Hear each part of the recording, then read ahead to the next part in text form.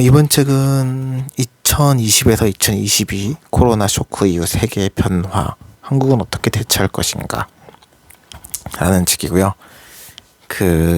노규성님의 한국 편이 특집으로 들어가 있습니다. 2시간이면 읽을 수 있다라고 되어 있고, 북스타에서 나온 책입니다. 가격은 15,000원 하고 있고요. 글씨는 큼직큼직하고, 이게 정리하는 페이지가 하나씩 들어가기 때문에 내용이 별거 없다라고 하기 좀 빨리 읽을 수 있어요. 그리고 생각보다 한국은 어떻게 대처할 것이다 라는 부분은 작습니다. 일본인이 저자기 때문에 일본에 대한 내용이 굉장히 많고요.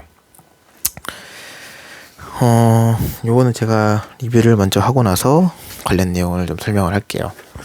책 굵기는 남자 손가락 하나보다 좀 작죠. 금방 읽습니다. 이 책은. 일단은 시작하겠습니다.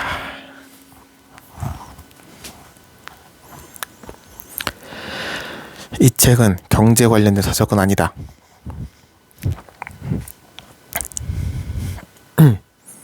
간략한 앞으로의 세계 정세에 대한 흐름을 설명한 책이다. 책의 앞에는 한국은 어떻게 대처할 것인가 라는 질문이 적혀 있다. 얼핏 코로나19가 몰고 온 팬데믹 현상에 한국의 대처에 관련된 저술이 있을 것이라 보인다. 하지만 이 책의 저자 오우마의 게니치는 일본인으로 일본의 시선에서 바라본 팬데믹을 기술하고 있다. 대개 일본의 시선에서 쓰여진 내용이 일반적이던 이 책의 마지막에 한국 생산성 본부 회장으로 재직 중인 노규성 작가의 글이 잠깐 담겨져 있다. 당연히 노규성 작가의 글을 읽을 때 고개가 끄덕여지는 것은 나도 한국인으로서 궁금했던 한국인 시선에 관련된 글이었기 때문이다.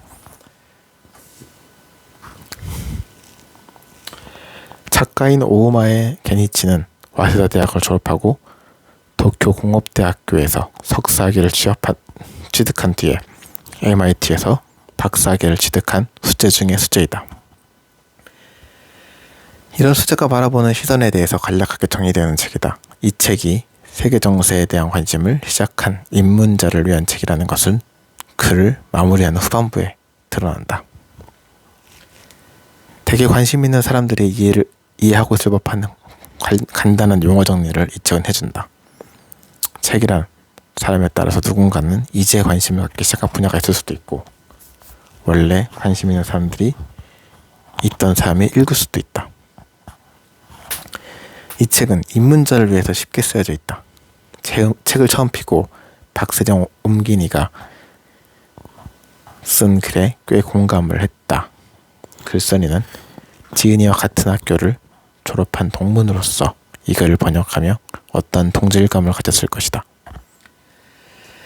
초반에 쓰여진 옹기니의 글에서 케인즈가 했다는 문장에 너무 공감했다. 그리고 이 책에 더 기대를 하게 되었다. 케인즈는 이렇게 말했다. 변화에서 가장 힘든 것은 새로운 것을 생각해내는 것이 아니다. 이전에 있던 틀을 벗어나는 것이다. 책은 총 6장으로 이루어져 있다. 첫째, 우리가 모두 궁금해하는 세계 경제 동향이다. 이 세계 경제에 대해서는 첫 키워드가 일본화라는 단어다. 내가 어린 시절까지만 하더라도 일본은 엄청난 나라였다. 한국이 어떤 부분이라도 일본과 견주는 것은 자신감을 넘어 바보 같은 일이기도 했다. 세상이 무상한지 이제 일본은 세계 여러 나라들로부터 반면교사를 삼아야 할 대상의 국가로 전락되어 버렸다. 저성장의 대표이고 국민들의 저욕망화가 된 일본의 그 키워드를 시작으로 이 책은 세계 경제가 뚜렷한 하향 추세를 그리고 있다고 말했다. 관심 있는 미중 간의 헤게모니 싸움이라든지 홍콩 문제, 중동의 정세, 브렉시트, 포퓰리즘, 그런 급속한 확산들에 대해서 언급하며 그간 세계 경제의 흐름에 관심이 없던 사람들에게 간략한 소개를 하고 넘어간다. 다소 흥미있던 부분은 포퓰리즘의 급속한 확산을 설명하는 부분에 우리 문재인 대통령이 잠깐 언급이 되었다는 점이다. 문재인 정부가 포퓰리즘 정책에 연결짓는 것은 우리 정치권에서 왕왕 언급되는 일이다. 하지만 과연 세계 흐름 속에서 포퓰리즘과 얼마나 닮아있는가를 물어본다면 그것은 고개가 좀 갸우뚱해지기도 한다. 내가 어떤 정치적 성향을 갖고 있냐와는 별개로 세계와 닮아가고 있는 극단적 포퓰리즘은 아니라는 생각을 했기 때문이다. 또한 중국의 영향력에 관련해서는 저자는 중국은 세계 경제에서 가장 중요한 축을 담당하고 있으며 청나라 말기부터 잠시 쇠퇴했지만 인류 전체 역사에서 중국은 항상 극강의 초강대국이었다는 사실을 얘기한다. 중국에게 세계 두 번째 경제 강국을 내주던 일본으로서 이런 중국의 현실을 인정하는 것은 쉽지 않은 일이다. 하지만 실제로 중국은 그랬고 인도와 더불어 세계 경제와 문화의 가장 큰 한 축을 담당해 왔었다라는 사실은 부정할 수가 없다. 나 또한 앞으로 중국과 인도의 향방에 대해 굉장한 관심을 두고 있다. 두 번째 장에서 설명한 세계 정세 또한 흥미로운 부분이 많다. 하지만 정치에 관련해서는 너무나 많은 해석들이 나올 수 있는 부분인지라 나는 일부 공감하면서 일부는 너무 주관적이지 않나 하는 의심을 갖고 읽었다. 책이 일본인을 위한 책이라 그런지 실제로 네 번째 장과 다섯 번째 장은 일본에 관련된 주제이다.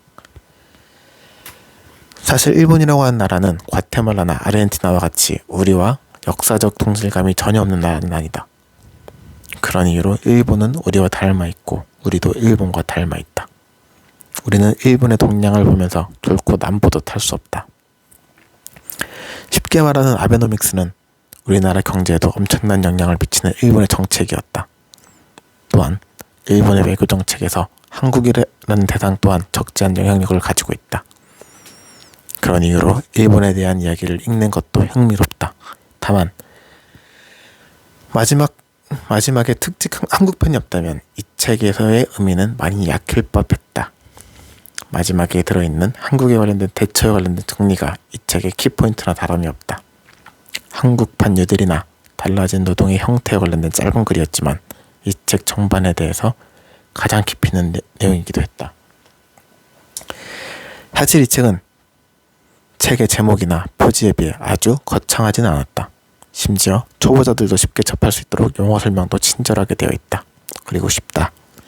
그런 이유로 깊이 있는 내용에 호기심을 갖고 있는 독자라면 다소 다른 책들과 중복되는 내용을 피하지 못할 것이다.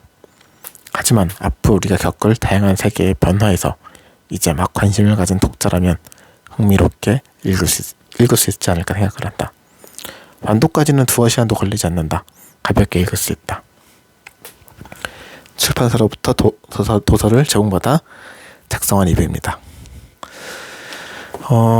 제가 영상을 이제 올린 게 며칠 됐는데 글 읽는 게 말더듬이가 좀 있고요. 발음이 좀 새는 편인 것 같아요. 그냥 말하면 좀 그런 게 없는데 글을 읽으면 유독 또 그런 게 있네요. 그래서 사실은 정보 전달도 정보 전달이지만 제 발음 연습이라고 생각을 하고 꾸준히 올리도록 하겠습니다. 지금 이제 기억이 나네요. 이 책 뒷부분에 한국에 관련된 내용이 잠깐 나와요. 근데 그 부분이 없으면 사실은 거의 일본에 관련된 내용이거든요. 그러니까 조금 초반에는 공감을 하지 못하고 또 너무 쉽다. 근데 너무 쉬운 게 제가 좀 관심 있는 분야이기 때문에 너무 많이 봤어요, 이런 내용을. 그래서 뭐야 이게 다 딴지에서 나온 내용이네 라고 생각을 했지만 반대로 보자면 관심이 없던 사람들한테는 좀 쉽게 정리한 책인 거죠. 이것도 뭐 가볍게 읽을 수 있는 그런 책입니다. 오늘 영상 여기까지. 안녕.